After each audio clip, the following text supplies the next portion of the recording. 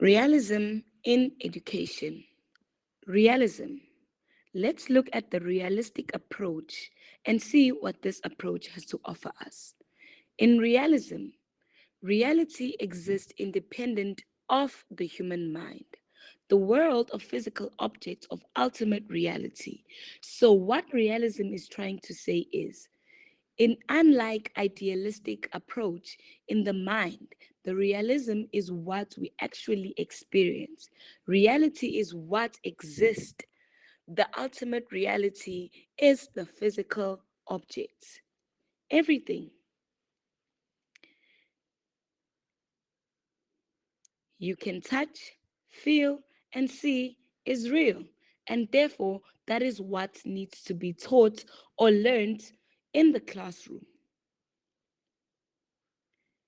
Aristotle, a great proponent of realism, the first philosopher to develop a systematic theory of logic, defines realism as the doctrine that is associated with the world of the world in which we live in.